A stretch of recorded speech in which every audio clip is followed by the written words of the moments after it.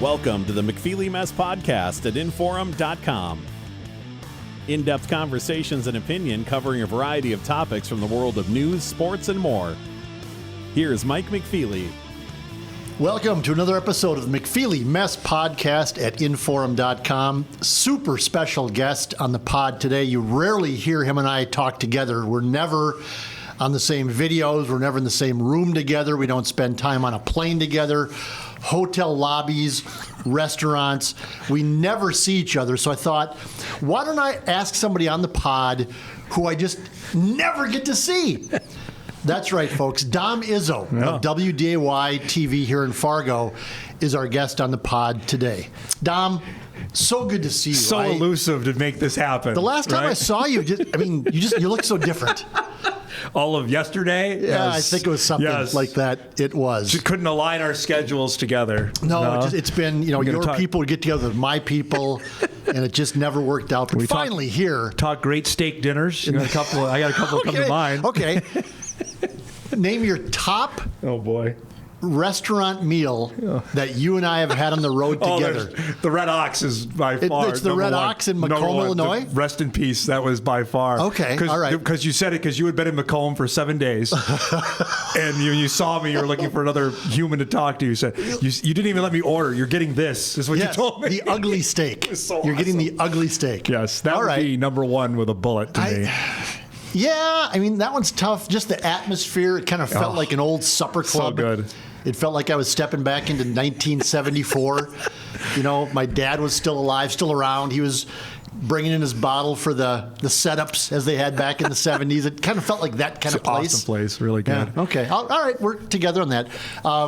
Worst restaurant meal. Not most disappointing. Like something where we thought it was going to be really good, and it was just sort of so. You go first, then. I don't know. That's a good question. Yeah. I'll have to think about that maybe throughout the pod. Yeah. I don't know that I've ever had I think I'll say this. The place in Bozeman last year. Oh, okay. I wasn't that impressed. You know what? That's a good point. It was good. It was okay, yeah. It was a steakhouse. I was not raving about that. It was ridiculously expensive. It was that. Foreign communications. I should take that. It was very moderately priced. You're breaking up over here. But it just, I agree. I'm not right home about that one. No, I'm not. I wouldn't go back there. It came highly recommended from somebody who knows Bozeman. Yep. And it just, I can't think of, what was the name of it? The Cattleman or something? Or something like that. Just, you're right. That's a good call. Wasn't impressed. Nope. All right. The reason that we are finally getting together and doing this is it is transfer portal season for college football again. It opened yesterday officially. Today is Wednesday, April 17th that we're recording this. It opened yesterday, Tuesday the 16th, and will remain open for 2 weeks until I think May 1st is the last day. No surprises so far, and our local football team, North Dakota State University, as of this moment, and we are recording this at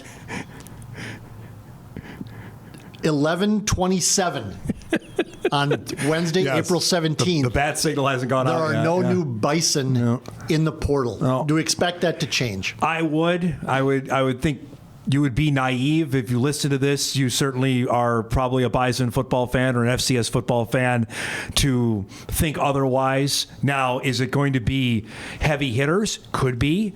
That would surprise me.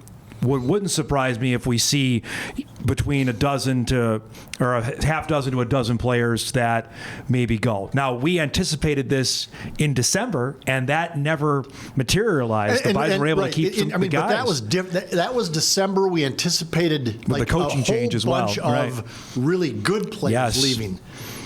And this was not us making things up. We were told the North Dakota State staff and people who know the program, I'll put it that way, we're expecting perhaps double-digit players. Exodus is the word I kept hearing. Yes. Yep. I did as well. Yep. I heard 10, 12 really good, important players leaving, and that was going to be a death blow for at least a year or two to the Bison program. That did not happen. No. The new head coach, Tim Palsek, kept everybody in the boat, moving the same direction. But now with the spring portal opening, as you said, you would guess that if it's, 5, 8, 10 guys, it's going to be guys who look at the depth chart and are maybe juniors, have been in the program for 3 years, and the coaches are going, sorry, you're third in the depth chart at this position. Which has happened for time immemorial, Mike, Correct. as you've covered it longer than I have, where there wasn't a portal that you just didn't show up anymore. You quit. Right. As guys Ed just told us disappeared. last Yeah. year. The guy just doesn't play here anymore. Now with the advent of the portal and obviously social media, you can say, well, I'm leaving. I'm taking my talents to somewhere else, and I'm buried. Not going to say I'm buried on the depth chart because I have a redshirt freshman that passed me. That's what I would anticipate for Bison player movement now when spring ball ends on Saturday. That being said, this time last year, I'll never forget, I was covering a spring practice and Tony Pierce was out practicing with the team, and then 2 hours later, he was in the portal. Yes. Like, he was on the field. He was doing drills, and then I saw his name in the portal, and I remember calling Matt Entz, and he took a long pause before he answered. He goes, yep, he's in the portal. That's all he would say to me. So he got every last fairly morsel out of it. Now, would Tony Pierce have played a lot last year, Mike, after the injury to Hunter Zenzen? Probably he would have helped that team at defensive end, I would think. I'm not so sure that wasn't a case also of... Granted, he had been here for 5 years, five too. years. And you know what, man? If you put in 4 or 5 years into a program... See you later. I mean, good for... If you want to move on and play one more year, like he did at Colorado State, I mean, just for a different look, for a different... vibe, that's fine. But I'm not so sure that Tony Pierce, when he left, perhaps was getting either pushed or was not going to see as many snaps. And maybe he's a senior, sixth-year senior, and said, you know what, I just don't need Saw the writing on the wall there. And so I'm just going to go someplace else. And so there was a little bit of that. He wasn't headed to the NFL. He wasn't one of those guys. No. But I think there was something else going on there. Every school has not been as lucky in the Missouri Valley Football Conference. And again, let me reiterate for the 234th time in the last 2 days, there's still 2 weeks left of this portal. And NDSU's spring game or spring showcase is Saturday, and oftentimes it's after the spring showcase that guys jump in the portal. I remember Quincy Patterson, Mike, went through. He did the spring game, interviewed him, all excited about the 2022 season, and then I think Monday or Tuesday, Patterson was in the portal after spring football wrapped up 2 years ago. Yes, and that was not a good decision, by the way. Yep. Did you know that Quincy Patterson was still playing college football last fall for Temple? Yes. I did not realize he had 2 years left when he left NDSU. He was still playing for Temple. Not playing a lot. Nope, but he was there. Still playing. So not every Missouri Valley Football Conference school has been as lucky so far as North Dakota State with portal season in the spring. I wrote in my tip sheet column yesterday, I should start here. Close by, there's a big story out of Grand Forks that 2 starting offensive linemen, Sam Hagen from Park River. And Cade Borrud, who's a really good redshirt freshman. All-newcomer team in the Valley at center last year. Those 2 guys went in the portal. Started every game for them. A couple of days after UND's spring showcase or whatever you want to call it. And they went in. And that means that UND now has lost 5 of its top 6 offensive linemen from a year ago. Either 4 of them through the transfer portal in Borrud, Hagen, Easton Kilty, and Ventrelli graduated. Donnie Ventrelli. Donnie Ventrelli graduated. And there's one more, Braden Bryant, who didn't play, who was a backup. Is it San Diego and State? he saw the writing on the wall, from what I understand, that he wasn't going to play much because he'd been passed by some of the younger guys, and he ended up at San Diego State. But so UND, maybe there's enough there, maybe there's enough depth there that they're going to be just fine.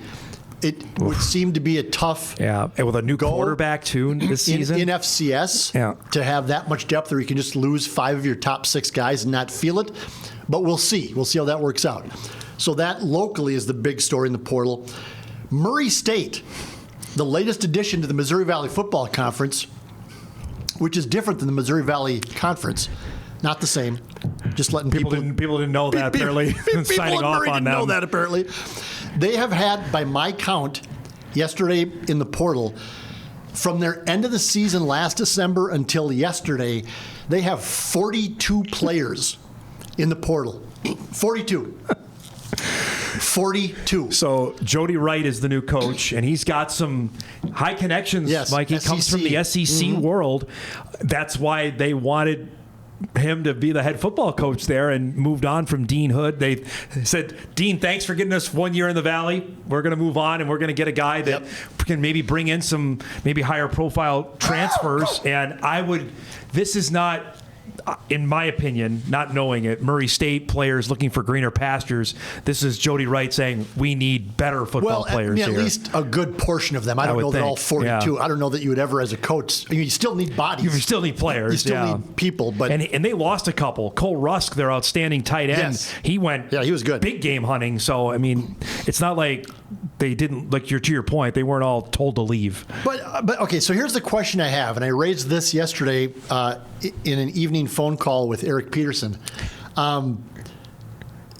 If you're Murray State, and I know that Jody Wright, and I don't know the guy. I know nothing about Murray State other than they have a horse run around the track. And Zeb is their QB coach. And Zeb now. Nolan is a QB coach, the old Bison quarterback for a couple of years there.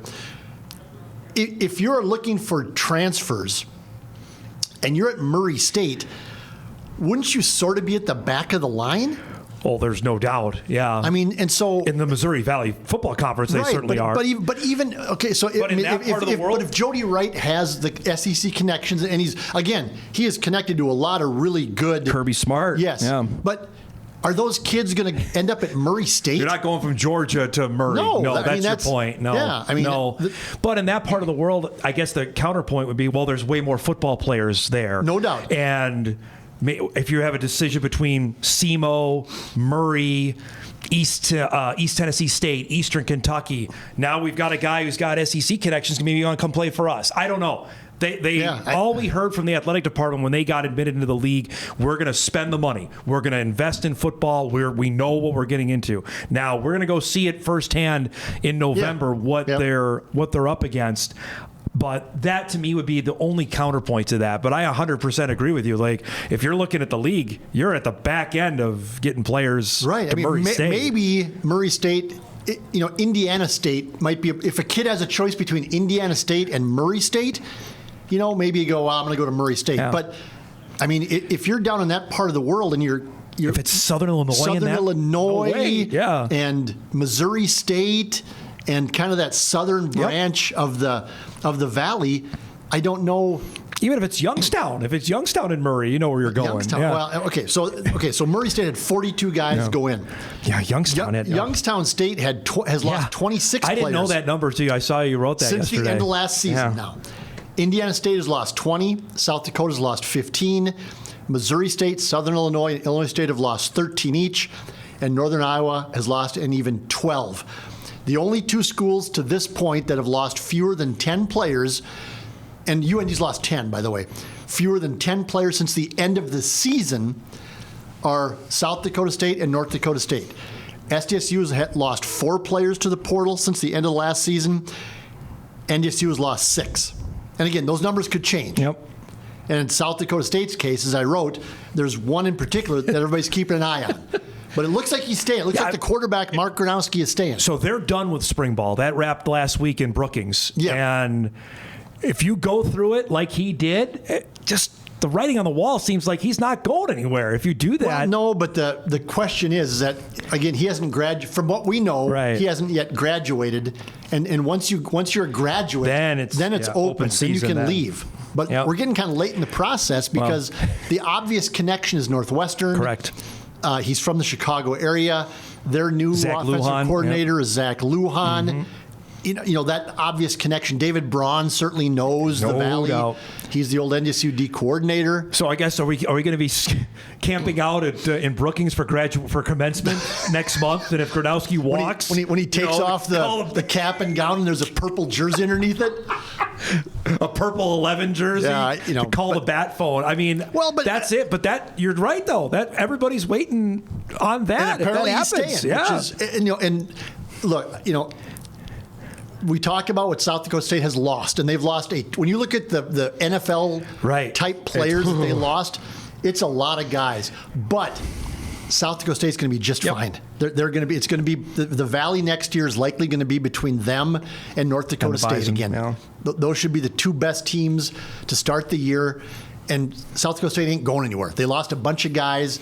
We've seen it before here in Fargo. When you lose a bunch of guys and head coaches and assistants, and you just kept on winning, right? Yep. And so South Dakota State's in that same I would fully position. anticipate the Jackrabbits to roll. Griffin Wilde, their stud sophomore wide receiver is really good. They're gonna Angel be just Johnson fine. at running back. They're going to be just fine. And if you have Gronowski there, that eases a lot of the other worries that you may have had if you've got the Walter Payton winner and back. they've built depth on the offensive line. Yeah. They lost some really good players. McCormick and Greenfield are going to get drafted high. I would say day 3 high, I would think. Yeah, yep. And so, but they're going to be just fine. But so unless something weird happens in the portal here in the next 2 weeks, it looks like South Dakota State and North Dakota State are going to be the two teams that lose the fewest players, which, again, you'd come to expect that because they're the two best programs by a significant margin. And also, the players that have left, again, are not impact guys. I'll just say that. Javier Garrett would have helped NDSU again. Yep. But again, he's another guy who's been here 5 years. So again, you go,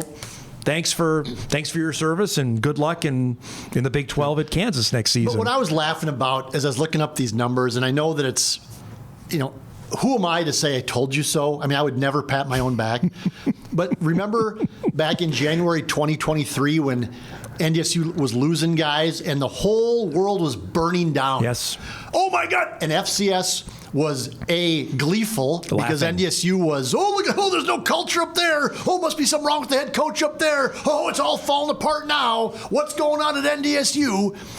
And we said, well, we don't think there's anything going on. And we got laughed at for saying that. Yep. For I did my reporting and talked to a dozen people who know what was going on, and they all told me the same thing. There's really nothing going on other than players maybe overvaluing themselves and thinking that, and groups of guys getting together and going, hey, we should leave. Yeah, I mean, that happened on the eve of the playoffs with Marquise Siegel and Dom Ganella and DJ Hart leaving. Right, correct. And so everybody else in FCS was, oh, my God, look at. Correct. Now, here we are. Yeah. I mean, here we are now. Yeah. Right? There's 14 months later, and it's an exodus. UND's lost its entire offensive line to the portal.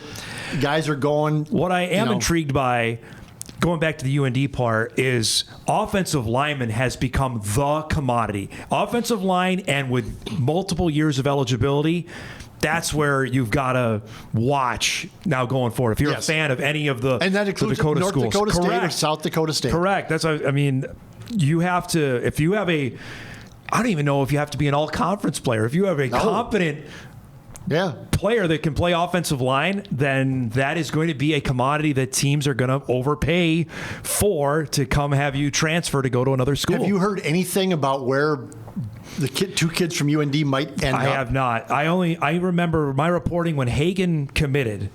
Both of his parents are Bison alums. Does that mean he's going to North Dakota State? No. Because somebody asked me that yesterday, who's a Bison fan. They said, so do you think there's any chance that either of those kids end up in Fargo? And I said, boy, I don't know. It would be a stretch for me to believe that. You're opening up a can of worms there. Correct. Just in terms of, because I've heard of other players maybe on UND's team that have maybe thought they wanted to come to NDSU, and the NDSU coaching staff just said they just shut it down. Rebuffed said, that idea. We're not going to do that. That's the only connection there. But again, I agree with you. If you're going in, I don't believe you're staying in league. We saw that in basketball with the couple of the Bison players that left, that went from Josh Strite and Lance Waddles went from North Dakota State to Omaha. Okay, I mean that's fine, but normally if you're going, you're looking bigger. You're higher. looking at FBS, some Mountain West at the least. MAC. Whatever. But again, what you said earlier though is offensive linemen who are competent can end up at really good schools. I mean, Bryant is a perfect example. Braden Bryant was and more power to him. He was a JUCO kid that went to UND, started for 1 year, got passed up on the depth chart, said, all right, I want to go someplace and play because I have 2 years left. I don't want to sit in the bench in Grand Forks. And so he went in the portal, ended up at San Diego State. And so that's why, when the person asked me yesterday, well, you think that either of these kids would end up at NDSU? I go, well, first of all, I don't think NDSU wants to go down that road. And secondly, I think if you're going in the portal, you're looking higher. From the Missouri Valley, you're looking higher. Look at Easton Kilty. You wrote about it there. Kilty's now going to be the starting left tackle for Kleiman's team. Yeah, Kleiman said he's going to be, he's like, Kleiman's quote was, he is really, really good. Yeah. I mean, so there you go. Yeah. And he got paid handsomely to go to Manhattan. We assume so. Yeah, I don't know that. We assume so. We could just put 2 and 2 together there. And he's going to be the starting left tackle in Manhattan for their season opener this year. Yeah. That's why. And I was told this, and I reported this, that Gray Zabel was offered basically a blank check for a couple of schools. Like, you name the number, and we will give that to you. And he rebuffed that. He got some money here from North Dakota State to stay. And granted, there was a unique circumstance, Mike, because his younger brother is an incoming freshman jet that is going to be on the Bison this year. But Zabel's going to get likely an NFL draft pick next year. And Bison fans should not get used to players saying no. Wisniewski and Zabel are, I would think, unicorns in that ring. Right, and because somebody brought that up to me yesterday, too. Gray Zabel stayed, and I said, but look at the circumstances, though. He's already been here for 4 years. They think that they're going to be really, really good this year, that they could contend for a national championship, and they get the Jackrabbits at home, and they haven't beaten the Jacks like one time since 2019 was the last time they beat them. Yep. Right. And they have UND at home this year. They get UND at home. Yep. There's things. And Gray Zabel's brothers. And they play Colorado. I was told that a couple times over. The allure of playing Deion Sanders in Colorado in an FBS game for their NFL's quote-unquote tape was big. That I can definitely tell you that's accurate. That is and a I big just deal. think that just playing Deion Sanders in Colorado is a big deal. Yes, I mean that's a once in a lifetime deal. You ain't playing a 2-11 Colorado team that was coached by Jimmy Shimtree. It's a 4-8 Colorado team. But that's a whole different situation. I mean, it's going to be nationally televised to start the season. There's no doubt about that. It's going to be so all of those factors went in. So to your point, that is such the aberration. That is not going to be the norm going forward. For Bison fans that cling to that, I think it's a fool's errand, because we're going to run into this more often, where you're going to see a Logan Kopp after this season. I have a couple years. I'll just put names out there. Kopp will be wanted. It'll be hard for NDSU to hang on to a player like that if he's first team all conference in the Valley again with still 2 more years of eligibility. Right. That's hard to hang on to a guy like that. And that's why I'm curious. If NDSU is losing guys like that, then what chance does any school have in FCS to keep them? And I know that South Dakota State, they like to thump their chests and say, well, it's our culture here that's keeping. Well, NDSU did the same thing, too, for a while. And we'll see. Yep. We'll see down the road. But, I mean, UND, USD, Northern Iowa, they don't have a chance of keeping guys who develop and then are wanted by somebody. They just don't. Right. And that's I don't know if sad is the right word, frustrating. We cover it. You like to see these guys, you count on them year after year, that guy's he's back for his 3rd, 4th year with it, and he's been really good. Saw him as a freshman, saw him develop over the last couple of years. That's just going to be such a rare occurrence going forward, and that's unfortunate. We say it all the time, just the way it is. You got to adapt to it, or you're going to get passed by. That's the way we're at. So we'll keep an eye on the portal stuff here until May 1st. Again, we'll report what we know as we know it. When we know it, yep. And so just keep an eye on WDAY, Hot Mic with Dom hosting it in the mornings from 9 to 11, or at inform.com. So you'll get all the information there. Speaking of you guys, the spring game, it's not the spring game anymore, but the spring showcase for NDSU is this Saturday at 1 o'clock at the Fargodome. Yeah, it's back at the Dome. Yep. What do we know? What's going to happen there? I've been to like 10 minutes of one practice. It's no longer a game, so people anticipating them lining up. No, this is actually going to be a practice. You're going to see them practice. Now, there are some innovations, though.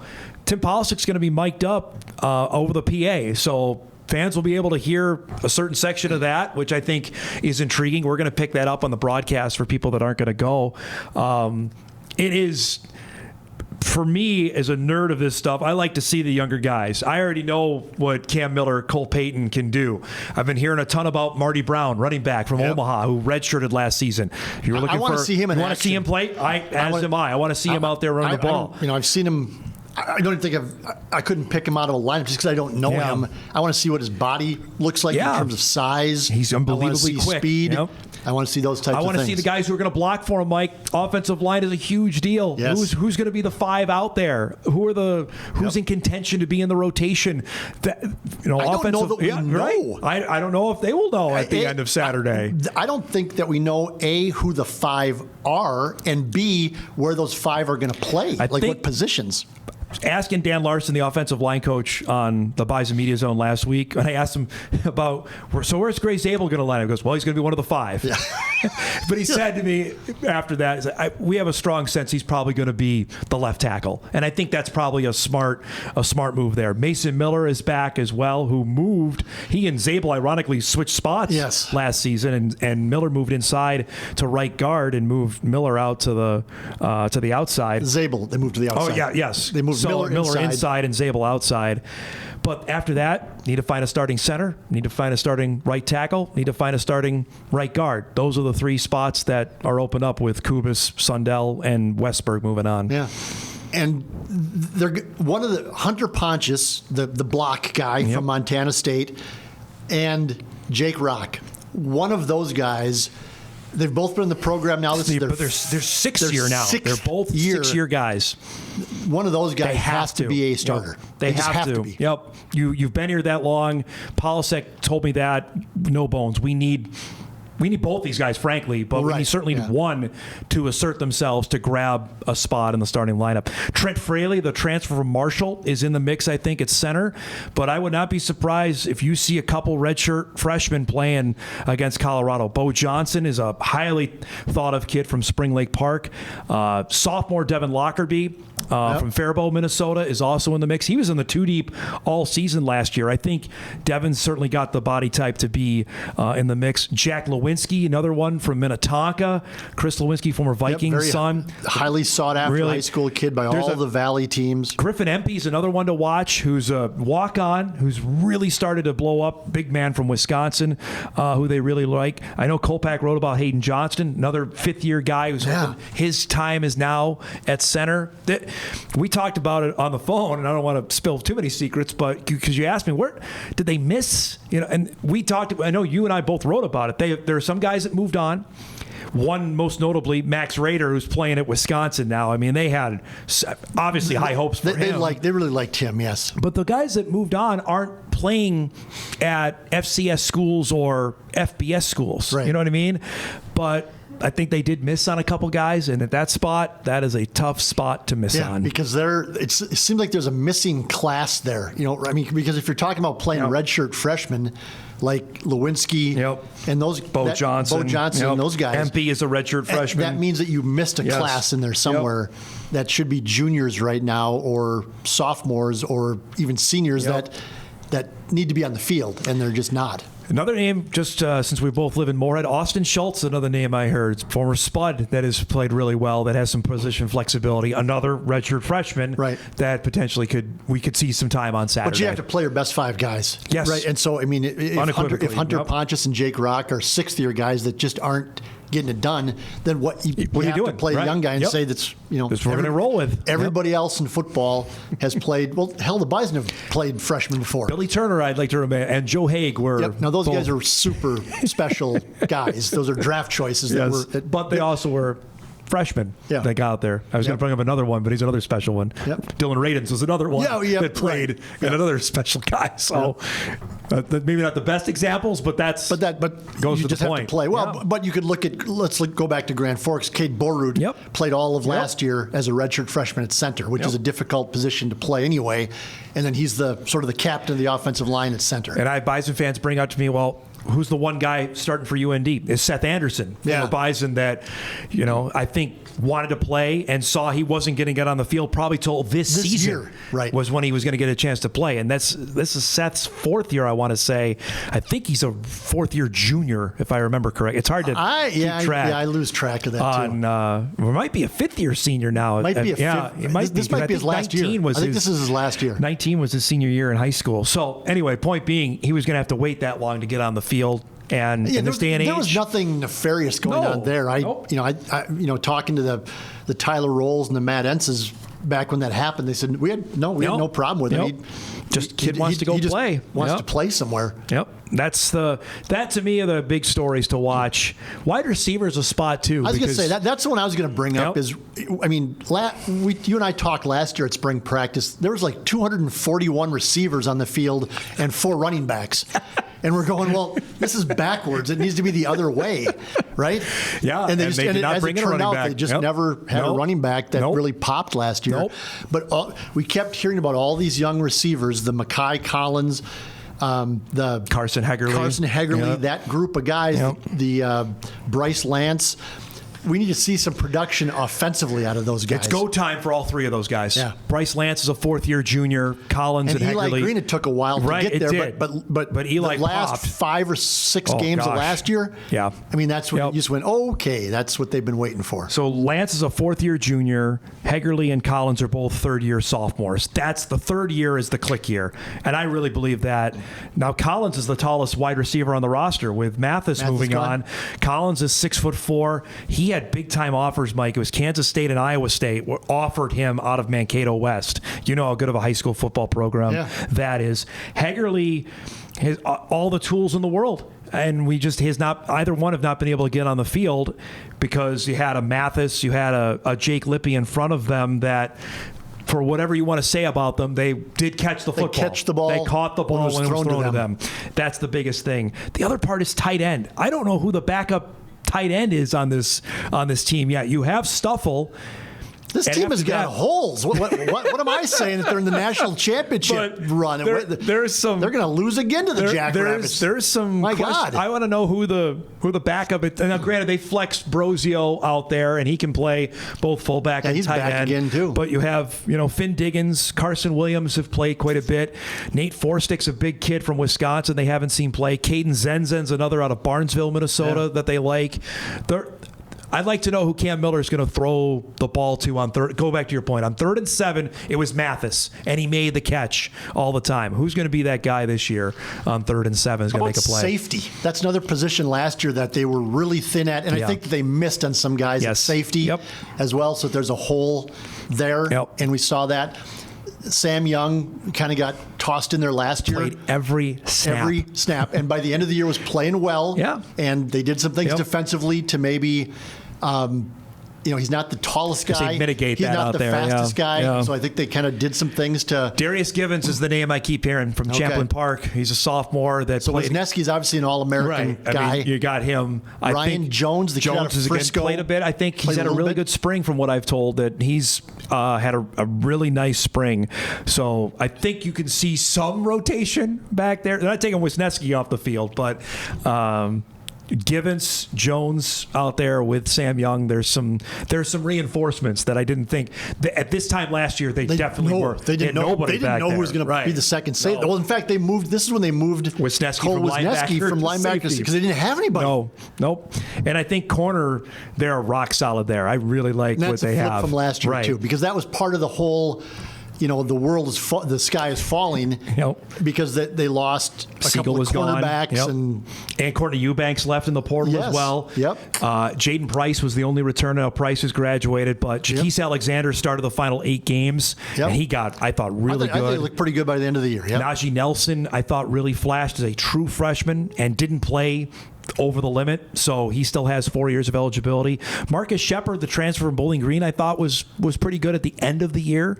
Last year, well, like he was a lot their of those guys. nickelback. By the end of the year, he was their third cornerback, and that's more, I think, where they sort of picture him. Yep. But there's some depth they have at the cornerback spot that they feel pretty good, especially those first two guys in Alexander and Nelson. I think there's some good athletes at that spot there. Now, we're not going to see anything that the offense is going to do with Cole Payton. No. They're not going to show anything. No way. Because I don't think we're going to know that till whenever the game is with Colorado, how they're going to use number 9 out there. That's one of the bigger questions of 2024. They're going to keep everything very close to their chest. And maybe they don't even do it that game. You know what I mean? That game doesn't mean anything in the long picture. It does. But it sort of does if you're North Dakota State. Yes.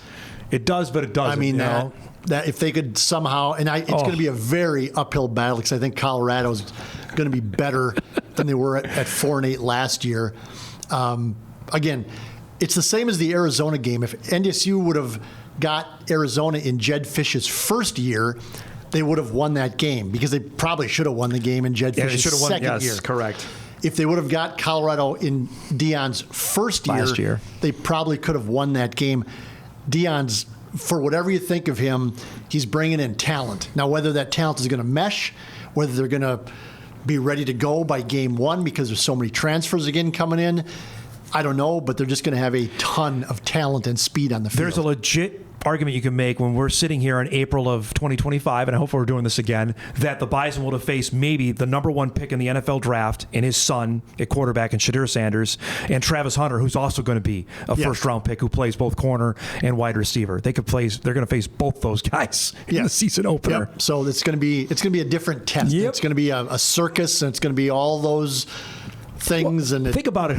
And I know we're getting off topic. We got to go. But of the FBS quarterbacks that they faced, who's the best one? Who's the best? And all those games that they played against FBS teams.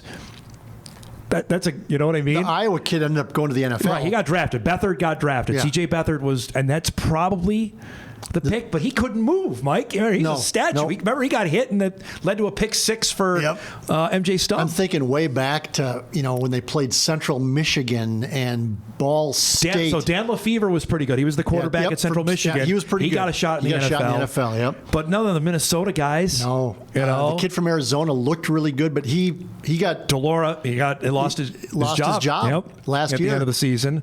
Iowa State, no. Neither one of there. Nope. Kansas State, no. I don't even remember who the Iowa State quarterback was when they beat him in Ames. When North Dakota State beat him. I don't even remember who it was. He wasn't very good, though. No. Kansas State, no. So that's what I'm saying. I mean, Shador may already be number 1, and they haven't even played yet. Yeah, I think so. That's probably right. Yeah. And in fact, you could make the argument that, well, you not even an argument. The best quarterback on the field in all those previous FBS games played for North Dakota State. Played for the Bison. There's no doubt. Easton Stick. Going back to Wentz, Brock Jensen, and Steve Walker, who was the quarterback for those games against Minnesota and Ball State. Kansas State had a junior college transfer. Yeah, Jake Waters was one of them. Playing his first game. And Brock Jensen was by far the better quarterback on that field. So that goes to the point of what we're talking about for the talent level they're going to face. And you guys are broadcasting the game on Saturday. We are. 1 o'clock on Extra, on WDAY Plus, Inforum.com. So we'll be there to get our first look at Polisic and his staff. I'm intrigued about that. He's got some young members of his staff that got their first coaching gig. Devin Kleiman, Will Johnson, Carlton Littlejohn out there. So it'll be I always like looking at this because this is my first look at some guys to actually under the lights, and especially playing on the Fargodome with fans there.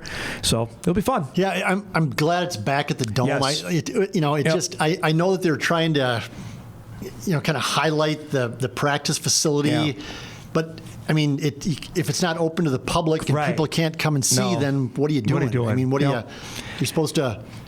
That's part of the issue with. And this is a whole different topic for a podcast, but I just think there's been a disconnect between Bison football and Bison athletics in general, and the public, the ticket-paying public. They need to get back to. I think it'll come in the summer. I do. When it becomes more real about Colorado. Heck, look at Kolpak's story yesterday. Blew up online, just the amount of people interested in it. I think once we get to June and July and that it becomes now real because this is there's not another FBS opponent for NDSU for another 4 years after this. So this is it for this cycle of players to get a chance. And it's Dion. You can't ignore that. It's just gonna, and right. If that game is a Friday night nationally televised game or a Thursday night nationally televised game, and I mean, Colorado is making their spring game like a blowout celebrity, crazy. I mean, imagine that first game again. Who could be there?